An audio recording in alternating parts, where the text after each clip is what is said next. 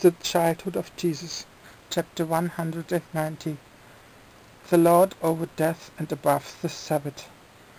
The little child then said to Cyrenius, Cyrenius, now you are indeed filled in your heart, and this stilling of your hunger will last you eternally, for the same purpose that I also need earthly sustenance for my body.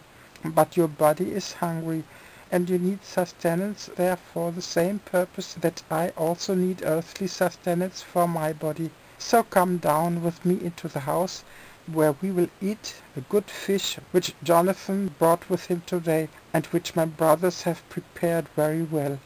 For I must tell you that I much prefer to eat fish to that monotonous Jewish children's mush, and I am really looking forward to a good little portion. Oh, I tell you, my very dear Cyrenius, after the meal you must play with me a bit, and your children also. You are still young, so you can run and jump around with me a little. This purely childish talk of the little child pleased Cyrenius so greatly that he quite forgot the dead Talia, although his companion mourned her. And a few of the company also began to be concerned about Cyrenius because of his gaiety, which seemed to be a form of madness to them. Maronius himself went over to Cyrenius and asked him how he felt. Here the little child promptly answered in place of Cyrenius, saying, "O Maronius, do not be concerned for my friend here, for he was never freer from madness in his whole life than now. I wish you were as sound as Cyrenius, for then you surely would not put such a question in my presence. Do you also come down with us to the table? Perhaps a good piece of fish will heal you." Cyrenius now went into the house with the little child, with Joseph, Mary, Jonathan, Eudokia, and with the 8 children, and Maronius followed them, although somewhat as if treading on thorns, but the rest of the great company mourned and did not go to the noon meal. After the meal, which all those present found very tasty, the little child promptly wanted to go out into the open again and play with the 8 children. But Mary said, "Now listen, my Jesus, you really may not play now, and neither may the 8 children. For in the first place it is now the Sabbath, and in the second place we have a corpse in the house, and there one must not play, but should be especially quiet and subdued." And the little child retorted, "Woman, what sort of spirit tells you to speak to me like that? Is the Sabbath more than I, and the dead woman more than my will? But so you may see that I stand above the Sabbath and above the dead woman, and that she does not hinder me in my joy. Let her awaken." At these words the corpse arose from the bier, and soon thereafter came into the room. The little child now told them to give her something to eat, and then promptly went out into the open with Cyrenius, while all are greatly surprised at this awakening.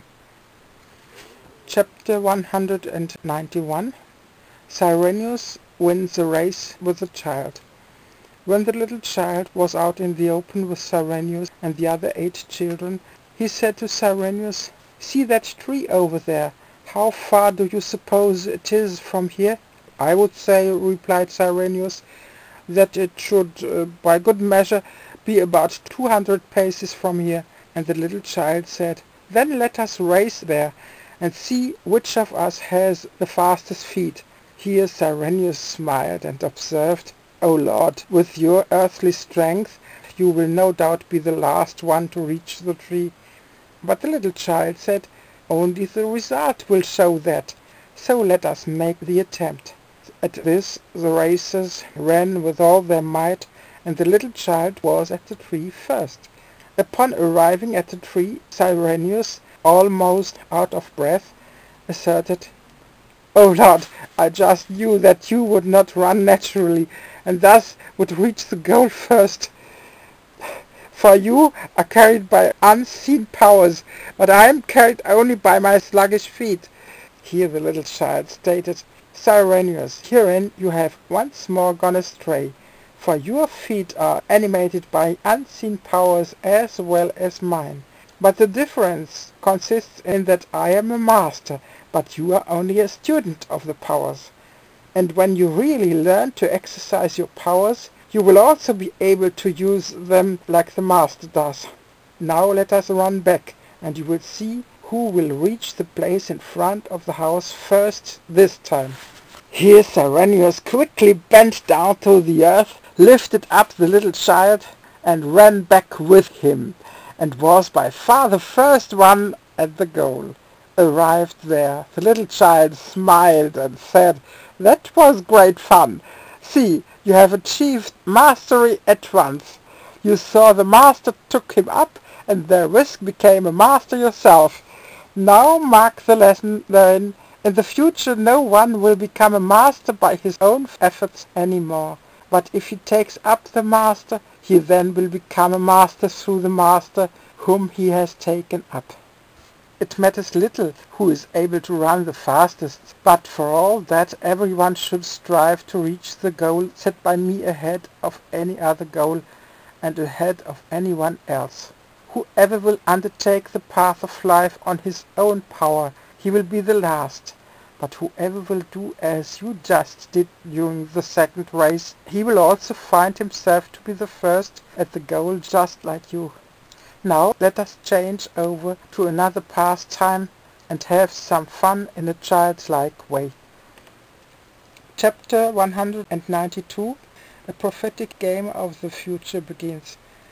The little child now turned to Sixtus as the oldest boy among the children adopted by Cyrenius, and said to him, "Sixtus, go and make 10 little pits there in the edge of the path, each a handspan away from the other. You already know what to do. Then bring the 10 little marbles that James made from clay for us to play with, and we shall toss a few marbles.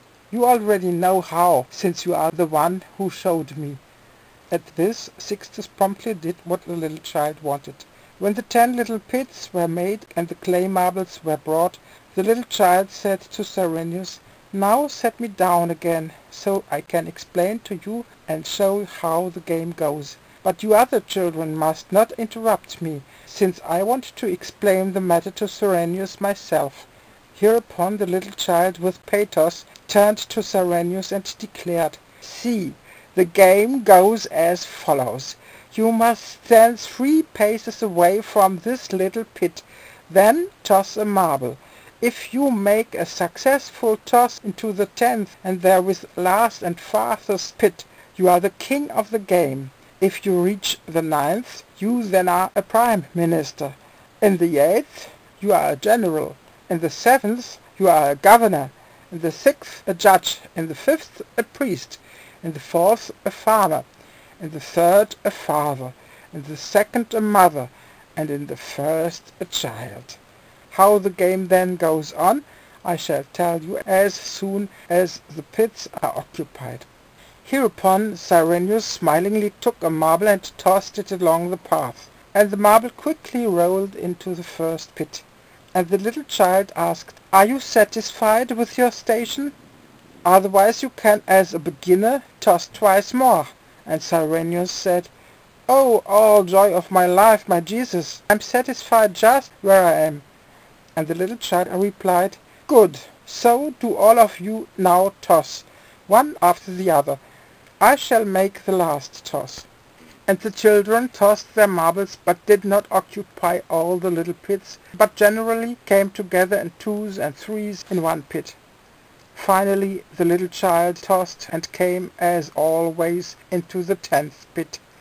At this a girl complained and declared, "So the little Jesus just has to be a king all the time."